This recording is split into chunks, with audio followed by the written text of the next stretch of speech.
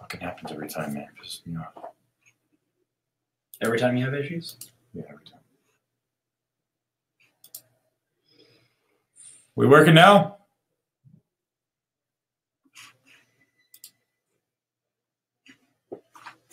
Hooray! Guys, thank you for your patience. Shit. Damn technology. Thanks, Trev. Yeah. So this one's not going to go dead now because this is plugged in, so we're good. And I can sit here and answer all your questions. I'll stay as long as you guys need, man. You guys need to stay here all day. I'll stay here all day. I'm so grateful for all of you. Don't mess with me, man. We just restarted it. It worked. So, man, I'll stay here all day. Whatever you guys need. You got them for the rest of the day, man. Truthfully grateful. So I don't know how much of that you guys heard, man, but I was going on about just the idea that we need to do more than build muscle, guys. There's, thank you for your patience, truthfully. There's a lot more in our lives than just building muscle. And but building muscle, I believe, truthfully in my heart, is your greatest daily battleground for developing the self-confidence and self-esteem to be amazing in everything, to be truly great, because you need to develop discipline. You need to develop that daily discipline. Without daily discipline, guys, you will never be confident. You'll never be happy. And that's the paradox of life, right? Some people think, oh, you don't want discipline, you want freedom. Well, discipline is freedom. You need to implement strategically discipline in your day. And that could be in food, that could be in meditation, that could be in training. But those are your best opportunities daily to really maximize your discipline. Why does discipline matter? Because you have to win every day. You need to tell yourself you're a winner. You need to tell yourself you set a goal and you stick to it. You need to tell yourself no matter what it is, you win. So within the MI40 Nation, we're building a platform so it allows you guys to win every day. And it's doing the things you don't want to do, right? It's doing the meditation because it's hard. It's the thought process behind, if I can't, therefore I must. If I can't build a body part, you guys better know you're going to do it. Everybody told me I couldn't do the Olympia. I did it twice. Not just once. I made sure that I did it twice, because once can be a fluke. Never do something once. Do it twice. Once is, people go, oh, it's a fluke. You might even think it's a fluke, but if you do it twice, flukes don't happen twice.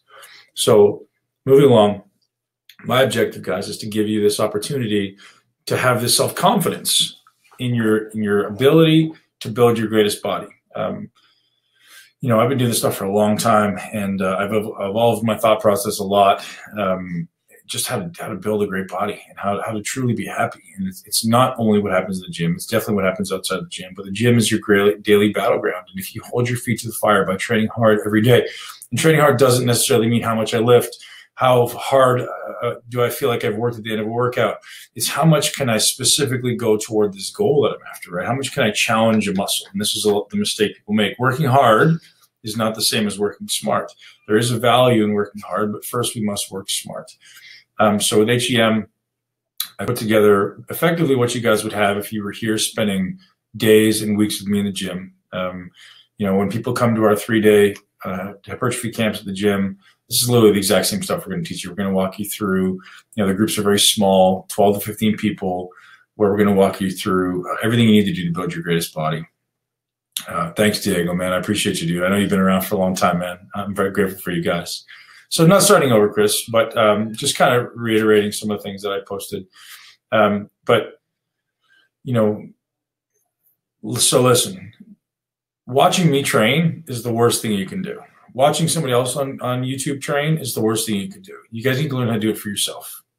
So your body's very different than mine. Some people may be 5'4", 5'8", 6'2", 6'6", different width shoulders, different height sternum, different width pelvis, different length femurs. All those things are going to be indicative of needing different exercises. If you can't stabilize an exercise, it can't work for you. So some people may stabilize an exercise really well because they've got this athletic history and the ability to stabilize their body. Your athletic history is going to play a big role in the rate at which you can acquire muscle, guys. So if you feel like you're very weak, if you're very tight, building muscle is going to be impossible for you.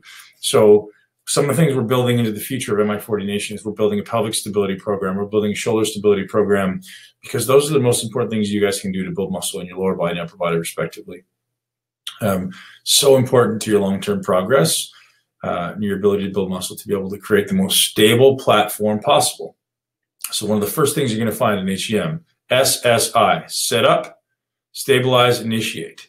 Everything we do is based around set up, stabilize, initiate. So how to set up for an exercise is going to be the first and most important determining factor in your success. If you're not setting up right for your body, you fail every time. You can't possibly contract the muscle properly.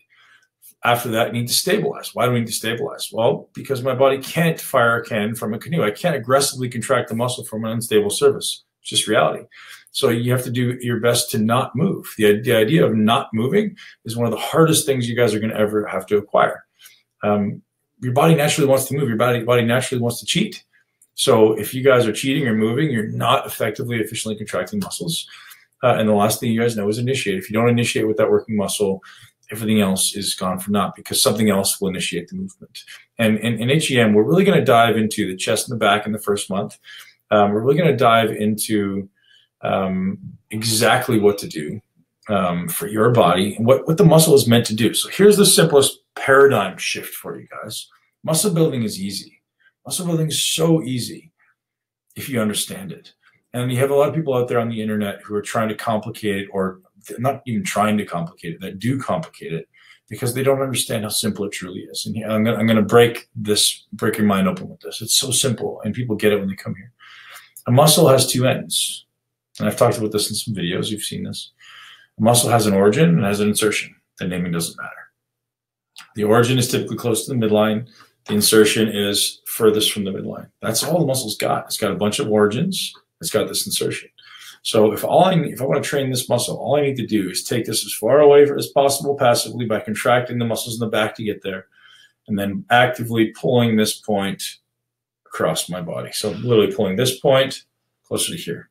If I want to work my upper pec, it's this point to here. If I want to work my lower pec, it's this point to here. And then adding resistance against that. It's so simple, so incredibly simple. How do I add load against that? And then how do I manipulate time? So there's three phases you want to consider, maybe four. Concentric time, eccentric time, isometric time, rest. Those are your 4 phases of exercise, 4 phases within every rep. So if you can learn to manipulate those, you determine exactly how much stimulus your body is subjected to. So if your body's going to be, if you're trying to create a tremendous amount of metabolic stress, a tremendous amount of calorie burning, you'd want to spend more time in which phase? The concentric phase is going to be more calorically demanding and create more metabolic stress. If I want to create more muscle damage, I spend more time in the eccentric phase. If I want to create more nervous system adaptation, I spend more time in an isometric phase. If I want to learn to accumulate metabolites or conversely let my body recover quickly, I want to have more time between sets, so I manipulate time. And those are the only 4 phases we manipulate. And we have some really cool stuff coming for you guys in coming months on how you can really optimize the type of stimulus you're subjecting your body to. So how does weight training work? Is it just that I can pick things up and put them down and get build muscles? No. Training is about creating an external stimulus to create an internal response. So what response am I creating? Is it always the same? If I lift up 300 pounds for 1 rep versus 100 pounds for 30 reps, is it the same thing? They're always different types of stimuli. And that's so important for you guys to realize. If I lift one way, it's giving my body an increase in one type of response. If I lift a different way, it's giving my body an increase in a different type of response. So I have to be able to control the type of response my body is being subjected to. And these are the types of things that we are building into the MI40 Nation. We're building into HEM. They're all different body parts. They're all different internal stimuli. So you have a strength stimuli, which is a neurological stimuli. You have a hypertrophy stimuli. And then you have a metabolic stimuli. So metabolic being fat loss, hypertrophy being muscle gains, neurological being strength. And you can dial these things up and you can manipulate them according to what you're after. And the most important thing to take away from this is that your stimulus should not always be the same. And everybody goes in the gym and do the same type of workout over and over and over again. And that's the biggest problem, because what's going to happen, you're creating plateaus. You're literally building in plateaus. If your only opportunity is working harder, you can't progress, right? You can't progress. Yeah, it'll be recorded, guys. Progressing isn't a possibility, because eventually what happens when you work harder and harder and harder and harder, with more hard work comes more stress. right? The harder I work, the more internal systemic stress I create. More stress means what? More sympathetic stress to my nervous system. And my body's in this fight or flight mode all the time. My body gets into this reactive fight or flight mode where it can't build muscle. So the goal of training, guys, the goal of training is to create the greatest amount of muscular stress with the smallest amount of systemic stress. I don't want to create a massive amount of systemic stress to the point where I feel like I have to be laying on the ground. That's not what I want. I want to just beat up the muscle in the shortest amount of time with the smallest amount of work possible to exceed its tolerance, to exceed what it's had last time, and move on.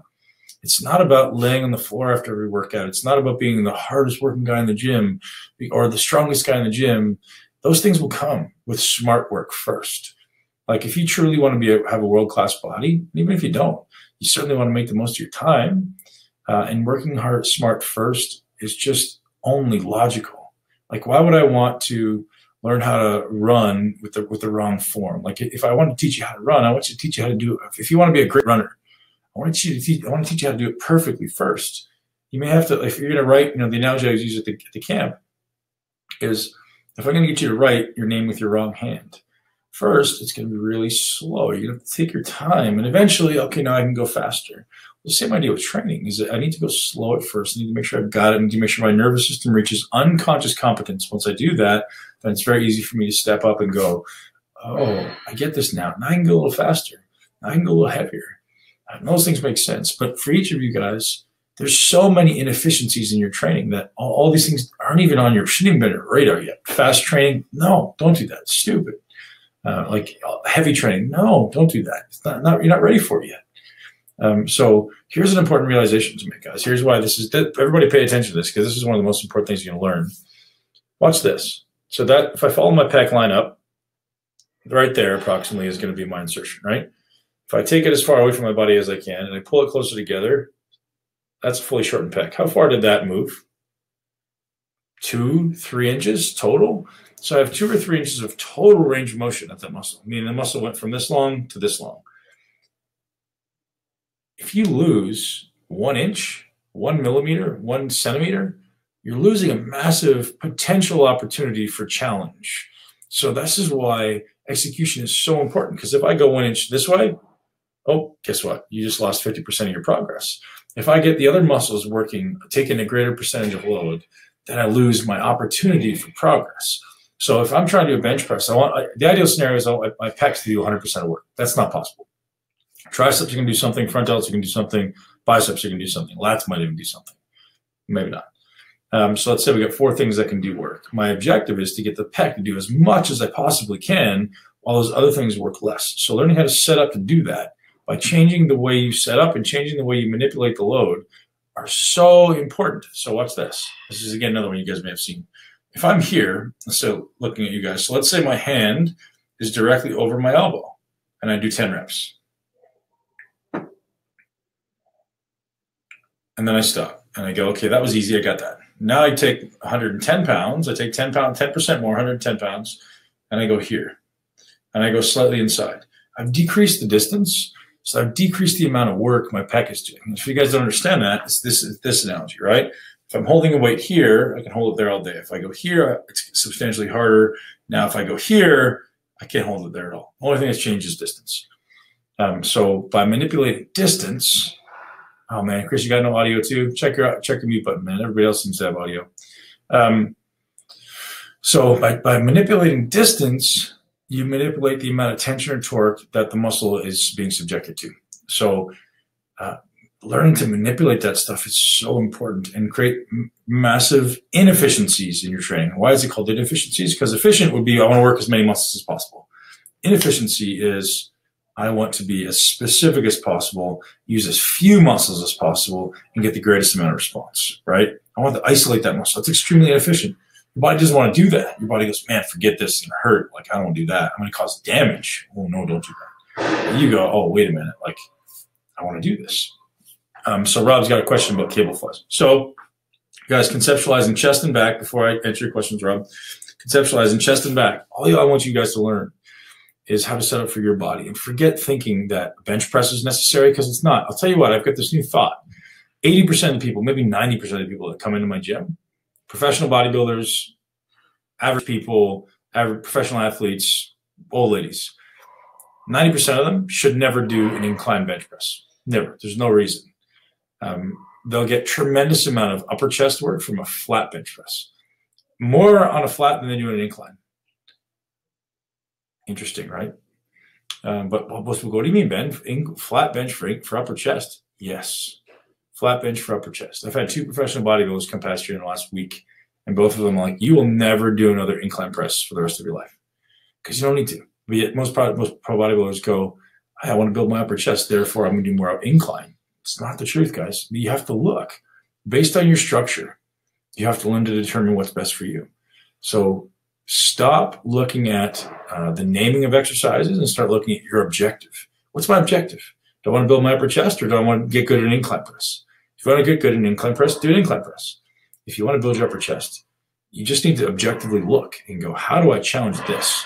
And that, guys, is the difference between the bodybuilders of now and the guys of the 1970s. What did they do back then? They didn't have any role models. They just watched. They looked. They go, oh, if I do this, that looks like it's working. I'm going to do more of that. Now, we don't think. We just watch other guys on YouTube and we go, well, Ben's got big legs. He squats, therefore I should squat too. And that's not the truth. Ben's got a big chest. He does bench press. Therefore, I should do bench press too. That's not the right paradigm. That's just a complete wrong paradigm. Your body's built so differently than mine. Why would flat be better for these guys, Sven? Because that's what lines up for their body. They work their upper chest fibers way up here when they're working their flat bench press. For them to work their lower chest, they need to be on a decline. So it's a big, big paradigm shift for you guys. Like we're not going to keep calling it incline presses anymore. We're going to call it upper chest presses because it's not an incline press for most of you guys. So I apologize. Sorry for the no audio, Marlou. You guys have to figure it out. Check your mute button, man, or check maybe restarting your video. Yeah, guys. So don't be attached. Don't be attached to not doing incline either, right? This is the learning opportunity. Don't be attached to not doing incline because maybe incline's right for you. For me, I don't do flat anymore. I always do a slight incline because my chest is so broad and my rib cage is so steep that when I do a 20-degree incline, it's almost like it's flat for me. So everybody's different. So don't be attached to anything, guys. You have to observe. I know that's a challenging thing to do because everybody wants to just be told what to do, right? Just tell me what to do, man. No, man. No, it's just observing. So same thing with your lats. Observing like, hey, how do I challenge this muscle the most? And here's a very important thing for you guys to realize. What is a lat? Lat inserts here, right? So lat actually inserts on the front. Under here, I see my finger. So if I want to work that muscle, and I know it inserts here on my humerus, if I want to make the humerus work first, or the lat, knowing the lat inserts on the humerus, if I want that to work, I need to push this down, step back. That's going to contract my lat or my trap first. If I want to work all rowing movements, you need to start with this downward movement. And that's something everybody's doing wrong, and we'll fix that for you guys in HEM. So, Ali says, on a flat bench, is it about the angle the humerus bone is at? No, Ali, it's more about first, it's about the angle the sternum is at relative to the ground.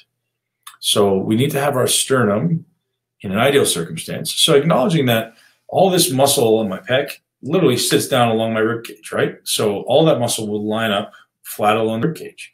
So the more I can get my rib cage like this in line with the bench press, the more of these fibers I can use, right? So if I want to get the greatest amount of pec fibers, guys, it's all in the videos. Watch the videos. So if I want to get the greatest amount of pec fibers, I almost want to make sure that all this is in line with the bench press. So I have to be here, pulled back. If I'm trying to get lower pec, right? It depends. The first thing and most important thing you guys can do for chest training, I explained all this in the videos on HEM, guys. The first and most important thing you do for chest training is make sure your shoulders are retracted, meaning pulled back and together, and they don't move. Then manipulate your body position accordingly. But the first thing you got to do is stay back, because as soon as they come forward, your pecs do no work. So first and most important thing is to stay back. And conversely, the same thing with the lat. except the opposite. So the first thing you got to do with lat is you got to make sure you stay really protracted and it never comes back. Because as soon as that starts to come back, lats do much less work. Lats have much less ability to do work. Gail, your sternum angle is just your sternum angle is. Look at it. So like lay down on a bench, and is your sternum parallel with the floor, or is it like this? And all you're doing is objectively looking and saying, hey, my sternum is almost parallel with the bench. And if I want all those pec fibers, because I know they sit like this along that sternum, if I want them to work, I need to get them in line with this angle that the dumbbell is exerting force. So dumbbell works this way, right? Dumbbell exerts force straight up and down against gravity. So if I want the muscle to be in line with the resisting that, well, then I need to make sure that it's in line. Sorry, I missed one question back here. I'm going to roll back for a second here. I have a question about cable flies. I'm very good at initiating my pec during all exercises, but what I was wondering, why when my shoulders are protracted, can I actually contract my pec even harder it feels? And Steve, good question, Rob. That only will be true on cable flies. So because of the angle of resistance, so on a dumbbell, if I'm doing a dumbbell, the dumbbell is going to be pushing me this way. Whereas if a cable, it's actually pushing me that way. So because the resistance is pulling me this way, I can still pull forward and it's still pulling me that way. So there's still resistance because the cable is coming that way. So that would be true on a cable fly or a pec deck. So that would be the only two exercises where you'd want to do that. Something that has resistance coming from the outside rather than from the top, right? Something pushing me down, if I come here, all of a sudden that has no more resistance. So I have to keep it back as long as possible, especially on presses. But on, you're right, on flies and pec deck, you do want to allow, you can allow it to come forward. I don't usually instruct most people to do it because it develops bad habits in the beginning. Long term, that would definitely be something we incorporated. Great question, though.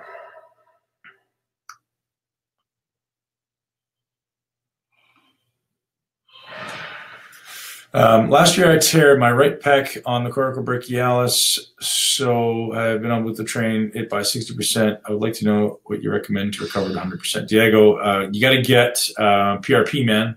Plasma-rich platelet injections. It's the only way to do it, man. PRPs healed my elbows. You guys knew toward the end of my career, my elbows were destroyed. They're great now, man. I can do heavy presses. I can do tricep stuff with zero pain whatsoever. Granted, I took a lot of time off. I eat a lot less food now. So the inflammation is much lower, but that's huge. So one thing I want to tell you guys about, side note, we're filming here today with a ton of new experts that are going to be launching in July 1st. So when you guys have done these 4 months of HEM, July 1st, you're going to get all these new modules, which are so awesome. We've got these experts coming in, literally all doctors and researchers coming in to give you guys a module to overcome some of those things that may be holding you back. One, it's going to be educational. Two, it's going to be effectively gamified, where you can win prizes. The more you do, there's going to be quizzes. We're trying to turn it into CEUs, so continuing education certifications. It's going to be amazing. So we're filming some today, and they're absolutely mind-blowing what these people are talking about. And you guys are going to be the first ones to access it because you are the first round of HEM. So awesome. So glad to have you. And that's going to be, as soon as you guys are done with HEM, that'll all just naturally be part of MI40 Nation. So for picking up HEM, you guys know you have all been given a free membership to the entire site of MI40 Nation. And if you like, you can continue that after the 4 months of HEM with access to these modules. So some things you're going to have access to is a sleep expert, gut expert, muscle protein synthesis expert, cortisol expert, I don't know, I said sleep. We're going to do how to choose the best program for you, how to design a program, a whole bunch of other awesome stuff. Like I've got a massive list of them, and I've got new experts coming in literally every week, and I'm traveling to them to do stuff in the lab. Super cool stuff. So the reason I bring it up, it's relevant for you guys, right? So we got Diego talking about injuries. Well, man, you need to learn how to optimize that stuff. So there's going to be people talking about how to decrease inflammation, which we were talking about today. What type of diet should I be following, Ben? And, that's the only type of diet that I believe anybody should follow is the anti-inflammation diet or the low inflammation diet. I don't believe in ketogenic dieting. I don't believe in veganism. I don't believe in paleo, like maybe. But what I believe in is the anti-inflammation diet. Whatever is going to cause my body to hold the least amount of inflammation for you. So is that always simple? No, it's not always simple, but you can do it. And so that's always the objective, is minimizing, or at least picking and choosing your nutrients according to your body. Do you consider age when you build a program?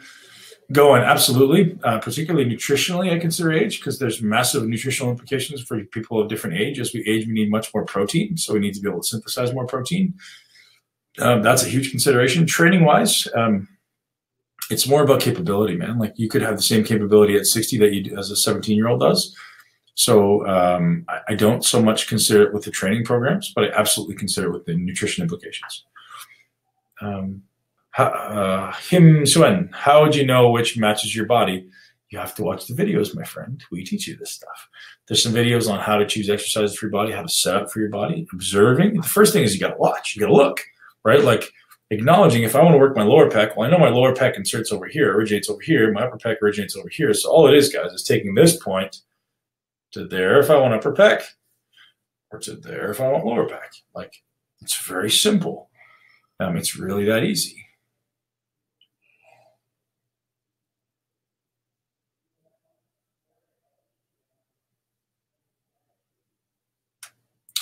Steve, that's right. Most people are going to get the greatest amount of pec activation from declines, probably 90% of people. The only limitation in declines is your ability to internally rotate. So watch, if I internally rotate, I don't want my shoulder coming up, right? I want to keep my shoulder down and depressed, and then internal rotation. So that's all the internal rotation I have. You guys can see that. Like, so I can't do a tremendous amount of incline or decline. Rob, do you think I would finish with a slight protraction then? The answer is yes, but only on the exercises that have resistance coming from the outside, not something that's got resistance coming from the front. Cable fly, pec fly, pec machine. But making sure you're really stable through the back. Don't just, so it's not forward, right? It's not a, so I shouldn't say it's a protraction. It's not forward, it's around. There's a difference between forward and around my rib cage, right? Because that pec ultimately is pulling around the rib cage, just like the lat is pulling around the rib cage. And that's what people are missing. Thanks, Krister. People just need to watch the HM videos. You're right. We got a lot more coming, guys. I didn't tell you that. We're going to release a new one pretty much every week. So every week I train in here in the gym and bring in new experts, bring in new professional athletes, bring in awesome humans. We film them. So we're going to put them in Nation for You, executing, me teaching them, me teaching you how I do it, and then ultimately execution stuff. So we're going to have new ones literally every week for every body part. So you guys are going to love it. Sorry.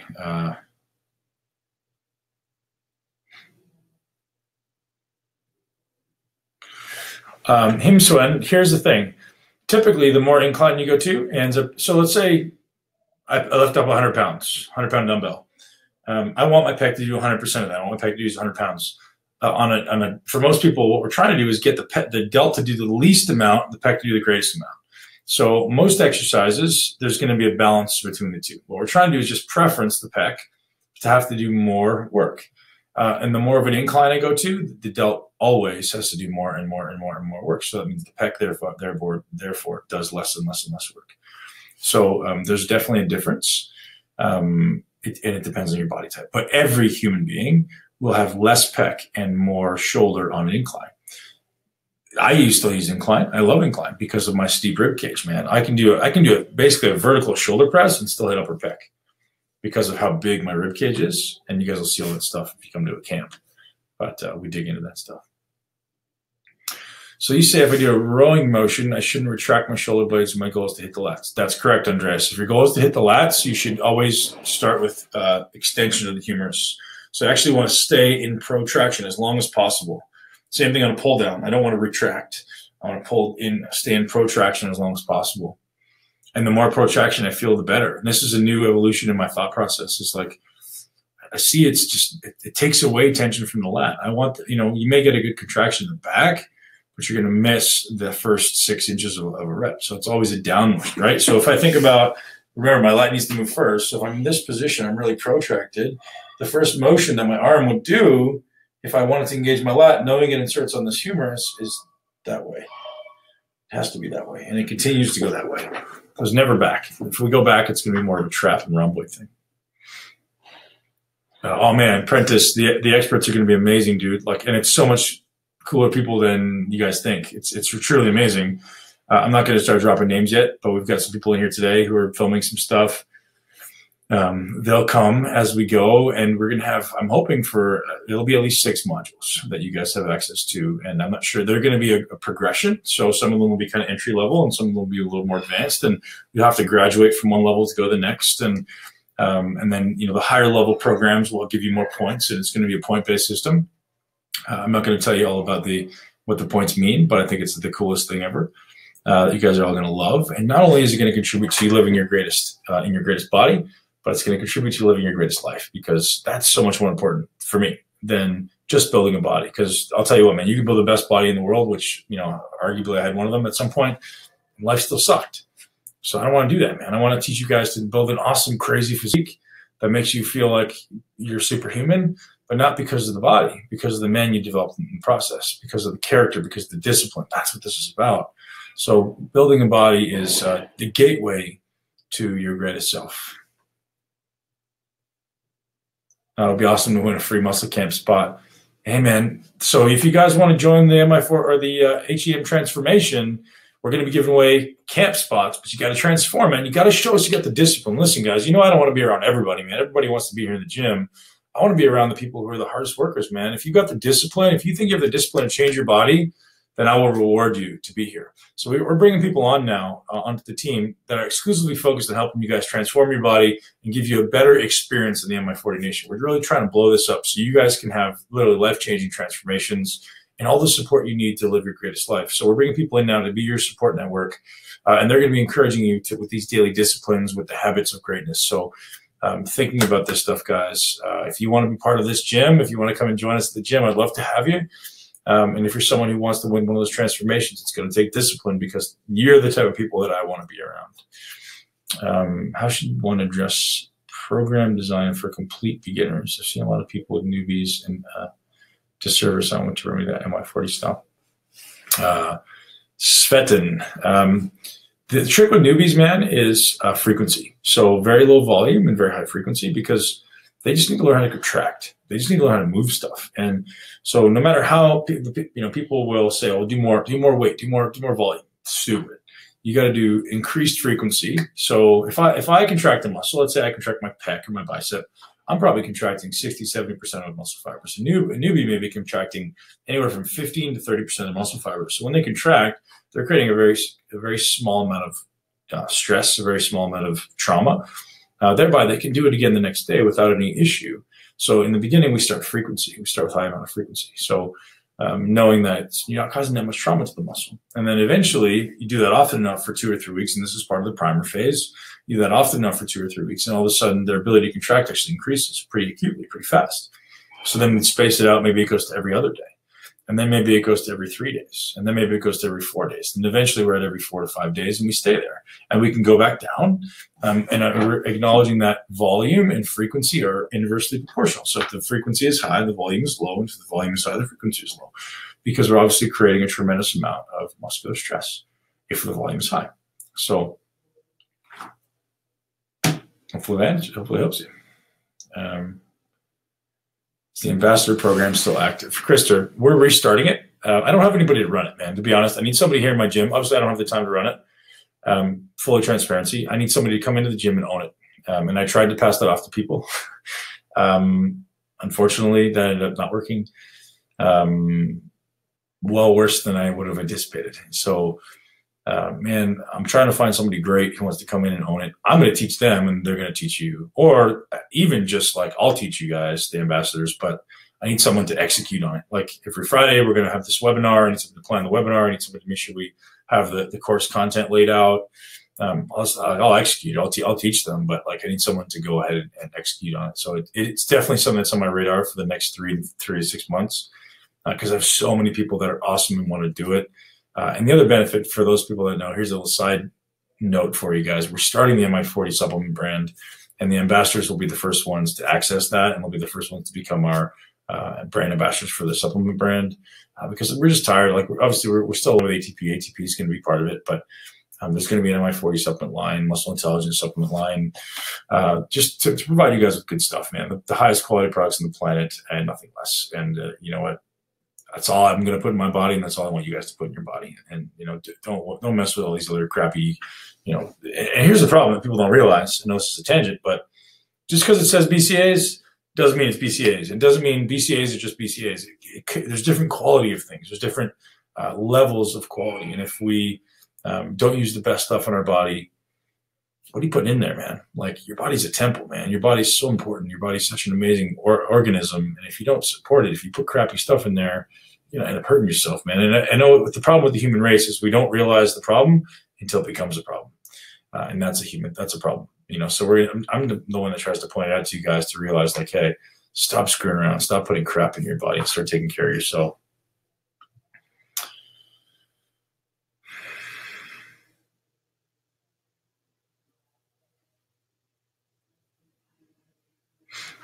Andy, good question, man. Is everyone that participates in this program supposed to finish in the next 4 months, or can we follow the program based on our own schedules?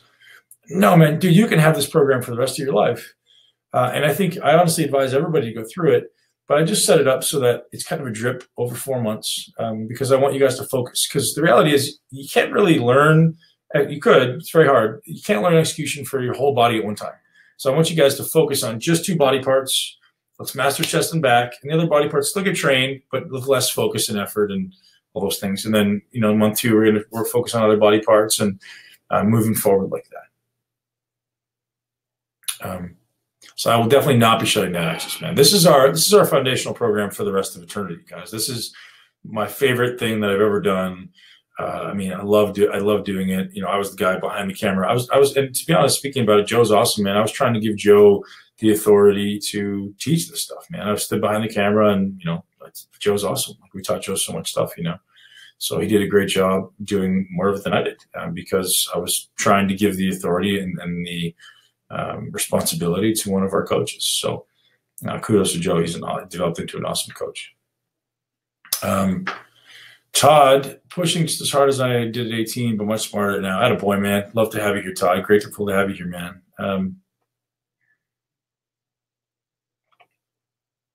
Steve, that's not the truth, man. This discussion is not based on 20 to 30-year-olds at all. In fact, our demographic is much older than that. Our demographic at MI40 Nation is more like 26 to 46, 26 to 50.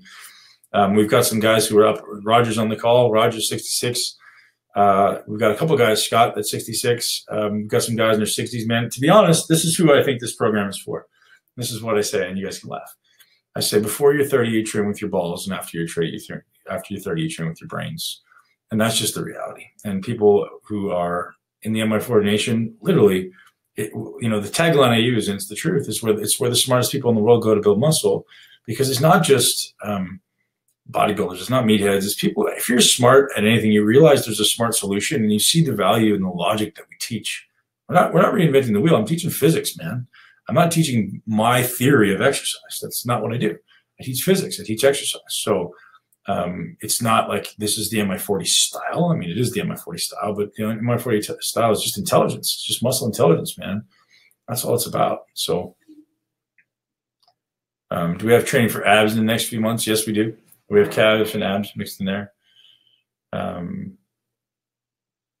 Doing quarter reps on the cable flies. When should you do quarter reps? A good question, Frank. I'd probably do them in the lengthened range. So with cable flies,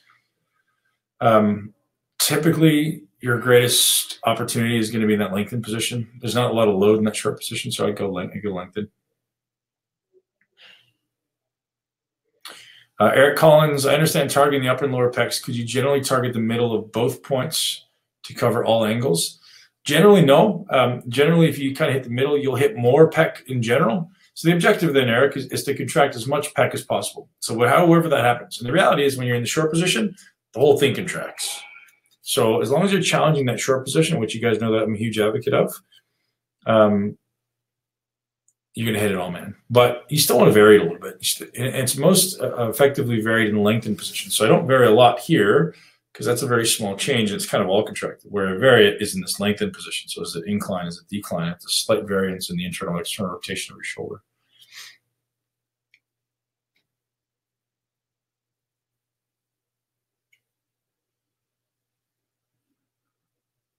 I'm 48 and struggle to add weight, eating 3,000 calories a day and just about hold my weight. Be interested to know how you decide how much to eat and what macro to aim for.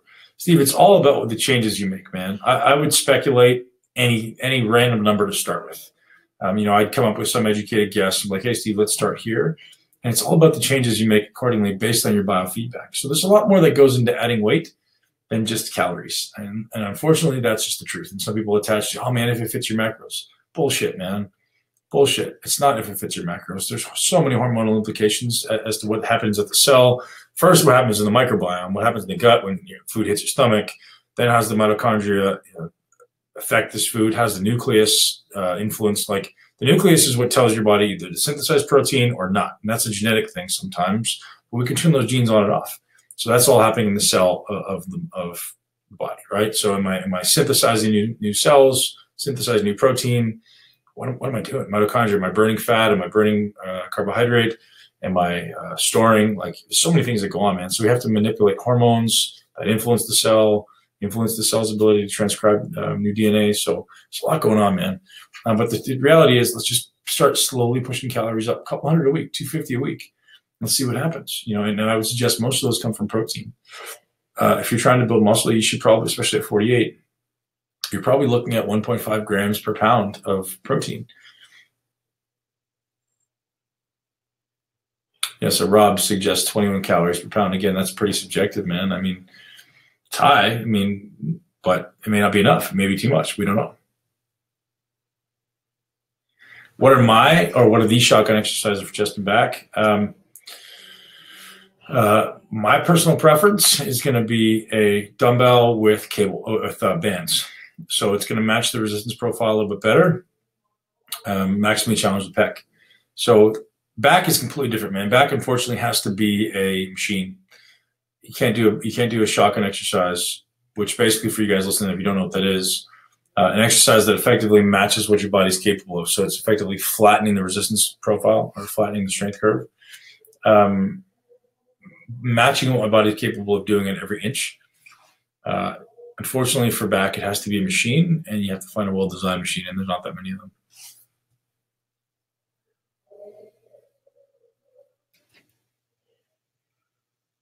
Oh, Leroy, man, good. I can't wait to see you next week, man. Look forward to seeing you here at the gym. I'm here all week. Week after, I think I'm gone, but I'm here next week.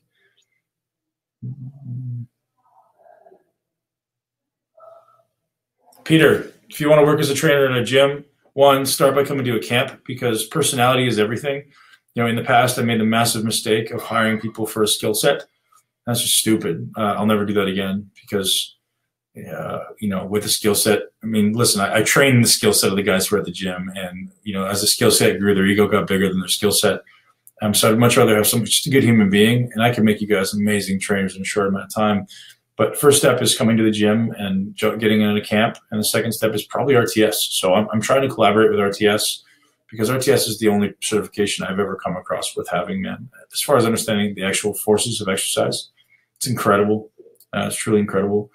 Obviously, you want to understand programming. There's some other things you can do, but programming is so much less relevant until you learn how to execute manipulating forces. Martin, yeah, man, I might do a camp in the UK. I got a lot of people asking. So my schedule is pretty jammed coming months, man. I'm writing a book. I've got some travel coming up. I'm climbing Mount Kilimanjaro in August. So I got a bunch of stuff coming up, man. That's pretty time consuming. Plus, I want to spend at least a month with my kids in the summertime when they're off school. So I doubt I'm going to do one at least before September, but it may be in October, man. And if you know a gym that wants to book it, let me know, man. I can make it happen at your gym. We just got to sell it out. So let's make it work. Ali. Awesome, dude. Ali says, following the HEM program, his chest is so pumped after the workouts and loving every recovery and less injuries. And that's, beautiful, because you can't train when you're injured, guys. You can't train when it hurts. So,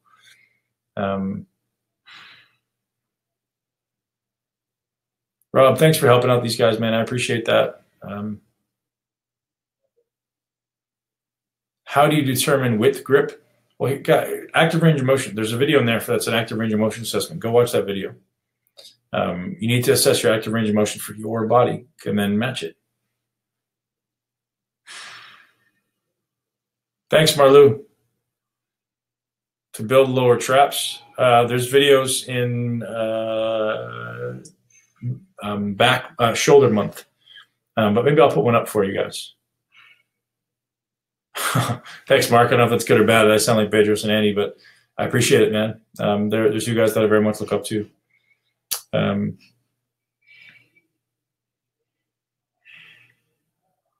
Keep your elbows in line with your lat. No, don't worry about that, Rob. It's less important. Don't pay attention to what your elbows are doing. I mean, it matters at some level, but it's more about maintaining external rotation of your shoulder as much as possible, and then coming around the body in the back. Or if you're doing a lat pull down, it's not coming around the body. It's making sure the force is still continuously going straight down, never back. So I'm trying to work my vertical fibers, the outer side fibers. It's straight up and down force. I'm trying to work my horizontal fibers straight forward, well, ultimately forward and back, but humerus is still driving down.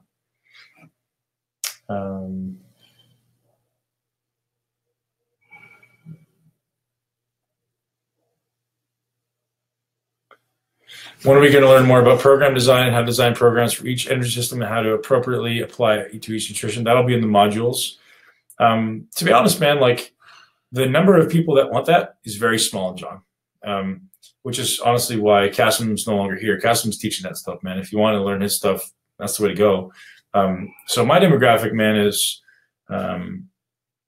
not necessarily trainers. Like we got a lot of trainers and coaches, but I think that stuff is so much, it's very important for us to know. We design the programs accordingly, but there's so few people that actually, you know, it's the metaphor of, you know, teach them to fish versus giving them the fish. And most people just want the fish. So most people don't really want to learn all that stuff. Although we will teach you in the modules, which come in July. It's not going to be, you know, the deep dive into the biochemistry, and we know that. And if you ever want to work here, I'd love for you to know that. But like I said, most people just go, man, just make sure it's happening right. Because when you learn how many things actually, guys, this will blow your mind. When you learn how many things actually go into designing a proper workout, you'll never do one again for yourself because it takes so long. Like those 6-week workouts, to design them properly, 3 days, like it's probably 12 to 15 hours. It's a lot of time because there's so much thought into this type of stimulus, the amount of rest, the type of exercise. Like it's so much that goes into it.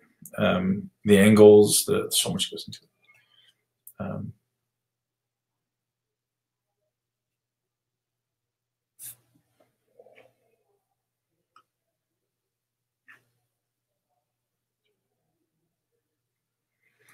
Is there an MI40 PT certification program in the works? There absolutely is, but it may be a little different than you guys expect. It's going to be very exclusive to exercise execution. We're not going to get into much to the biochemistry. Nutrition will certainly be a portion of it, but it'll be a different module. But the certification is going to be, guys, we want you guys to become advocates for intelligent muscle building. It's going to be all around teaching exercise for your body. Organic BCAAs. I don't know if that's a thing, man. Brent, I'm not sure. Ben, during a cutting phase, do you still recommend a tablespoon of coconut oil added to 20 grams of carbs intra workout with 5 to 7 grams of BCAAs for lean body mass 200 pounds? Coconut oil or MCT? I actually prefer MCT to coconut oil, Rob, but yes, I do. During a cutting phase, I wouldn't do intra. I'd probably wait to post-workout for that 20 grams of carbs. You could do BCAAs intra, but realizing most of that's going to go to energy substrate, you could wait that exact protocol. Maybe take the MCT during or before. But for cutting, I'd probably go a little before or a little after the workout for all that protocol. Steve, the supplements will be available in the UK. Absolutely, man. Sorry, I'm getting a lot of questions here, guys. Thanks, Prentice. All right, guys. Oh, I got everybody's age. I got thousands of questions here. I've removed all my carbs from breakfast and I'm eating them around my workout, but is it really optimal to remove fruit from breakfast, or can I bring it back? It's absolutely optimal to remove fruit from breakfast, Adam. I wouldn't do it, man. I sometimes will put it in if I train in the morning, but it'll be like a very small amount, and I don't think it's a great idea in most instances. You can, man. I mean, depending on your age and your activity level, if you're lean and young, Adam, go for it, man. Your body can handle it. If you're over 35, I'd probably pull it out. Deadlifts with chains for back. It's a terrible at back exercise, man. People who think deadlifts are a back exercise, it's not a really good back exercise. It's a good hip exercise, a good glute exercise, but in most cases, it's not an awesome back exercise. I still do it for back sometimes because I know I'm capable of doing it, but it's not awesome. All right, guys, we got about 8 more minutes. I know I kept you guys starting late, but I gotta get on a Facebook Live at 2. So if you guys want to see a Facebook Live, I'll be on that too. I do have a call with Dr. Lyons at 2, man. We're doing a Facebook Live. She's actually here, so we're not doing a call. We're doing it live. She and I are gonna do some fun stuff.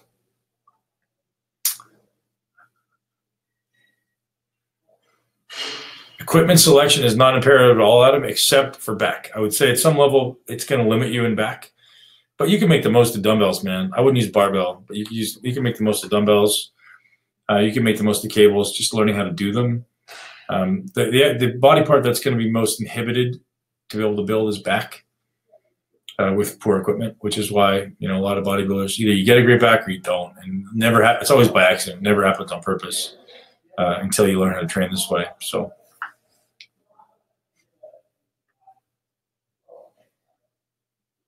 Okay, Martin, hit me up, man. If you want to make that happen, I don't know where you are in the UK. If we can make it happen, sell it out. Let's do it, man. I'll be there. I probably do a couple locations. I usually get a couple people that ask. So let's do it, man.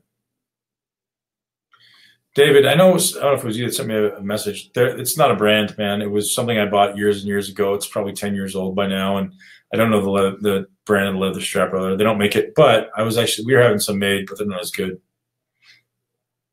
Yeah, I did the custom. How closely should we follow rest period recommendations? About as closely as possible. Svet, yeah, man, you could do Svet. We could absolutely. People outside the U.S. can get an opportunity to become part of the MI40 gym team, especially as we grow. There's been some ideas thrown around to opening MI40 gym outside of the U.S. Actually, one in Canada and one in Europe. But I'll keep you guys posted. But if you want to work here, you got to get a visa to work here. So, let us know. Rest is more important than the work. Thanks, Roger. You're so right. Roger, you're the best, man. I'm so grateful for you. What do you recommend for smashed shoulders? Pushing and pulling exercises are painful. So, Jared, the reason your shoulders are probably smashed is because you have weak scapula stabilizers in most cases, unless you have traumatic injuries, which is often the case or possible. But typically, it's weak scapula stabilizers. So you need to do isolated scapula stabilization work. What equipment do I recommend for home? Depends on how much space you got, man. Atlantis is awesome. I mean, Prime is great. Depends on how much space you got, Bradley. Send me a message, man, and I'll maybe help you out. Tell me how much space you got, exactly what you need. Dumbbells, bench, obviously probably easiest, and then looking at maybe a cable apparatus, and then maybe a leg curl, leg press, or not a leg press, a hack squat, and a back machine. That's, if you're going to pick things that you can't really do. Dr. Wilson's not a part of MI40 Nation. He's just down the road. He's a good guy, man, but he's not a part of our team anymore. Never really was. But he's just he was a good friend. So we did some awesome stuff together.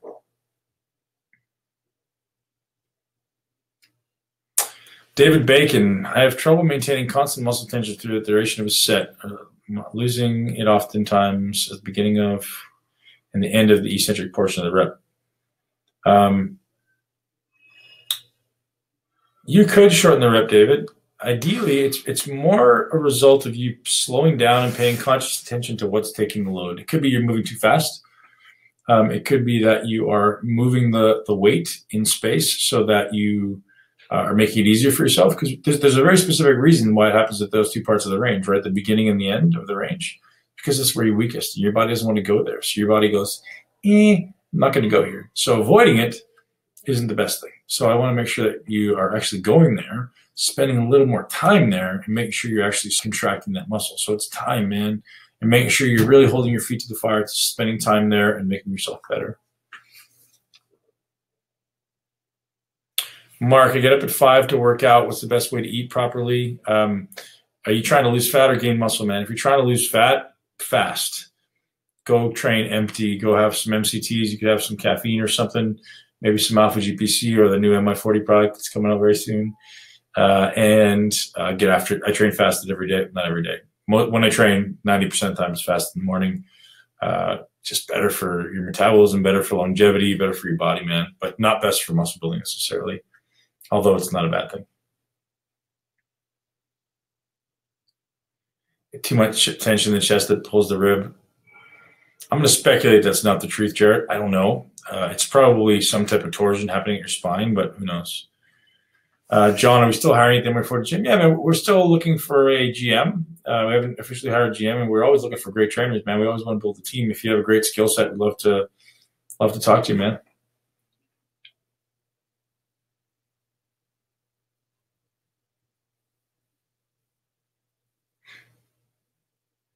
What do you recommend for rhomboids? Train them. Look, it sounds like I'm being obnoxious, but look at what they do. Look at it on an anatomy chart. What do they do? And then train them. So all they do literally is pull your scapula towards your spine. That's it. So it's just this. Here, straight arms. That's it. Simple. So challenge them and train them through the full range of motion under tension, applying the same principles we do in MI40 with every other muscle, man. Get strong at the extremes, particularly in the short range. It's always going to be the same explanation, guys. There's a reason why this is foundational principles. It's because it's not like something I made up. It's not something that is going to change from exercise to exercise. It's just something that we observe through an intelligent application of physics.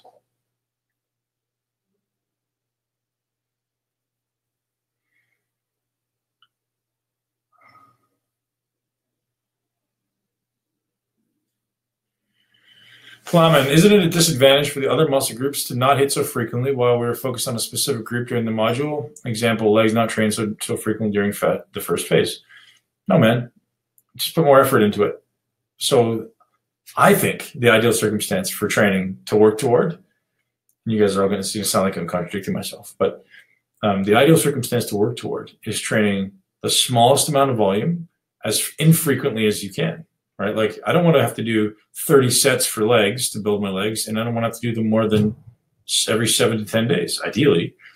Is that possible? For most people, not. But for someone like Dorian Yates and Mike Menser, that was very possible. The ideal circumstance is we want to create the greatest amount of muscular stress in the shortest amount of time and do it as infrequently as possible, right? To get the greatest amount of muscular benefit.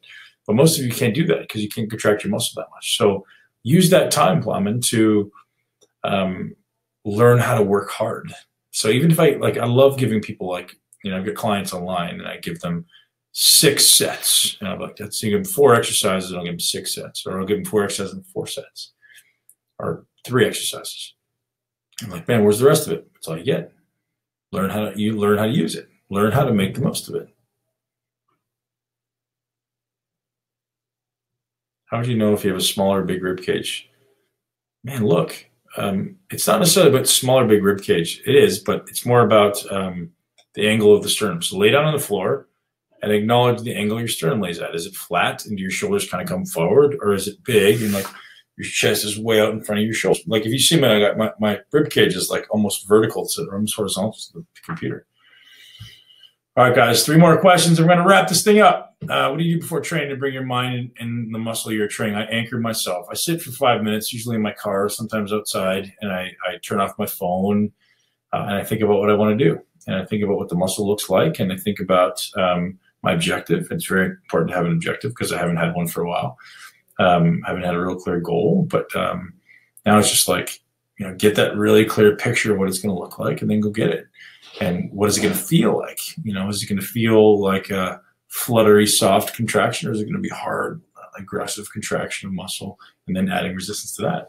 And I'm getting myself really into my breath. So I'm really focusing on making sure deep, extended breaths, expanding my rib cage muscles and contracting my rib cage muscles, which is going to allow me to control my autonomic nervous system when I'm training. If you get too sympathetically stressed, your body will break down. So think about stimulating a little bit of parasympathetic.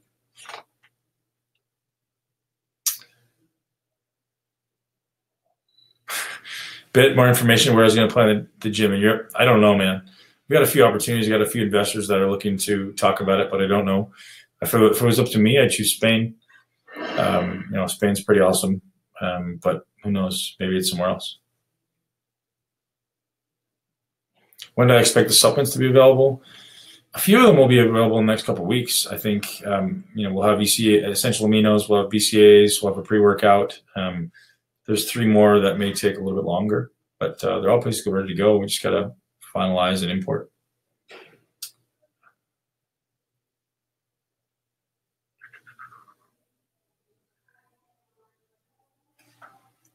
Everybody's giving me a thumbs up, man. I appreciate you guys. Oh, you live in Spain. Hey, dude, that's a good place to be. Maybe we find a location and open up the next MI40 gym. You guys are awesome. I'm so grateful that you guys all stick around. Thank you. I know it was a little bit of a delay, but I'm very grateful for you. And as always, guys, I'll see you in the MI40 Nation. You don't even know what's coming at you from the MI40 Nation in the coming months, man. We're bringing on some awesome people. We've got some great developers coming in to help us develop some really cool stuff. And it's not just about building your best body. It's about living your greatest life. So thank you, everybody. And you guys always know if you want some more information from these awesome experts that are coming, you can always check out the podcast, which is the Muscle Expert Podcast. If you haven't heard that one, scope it out. Peace and love, everybody. Peace and love.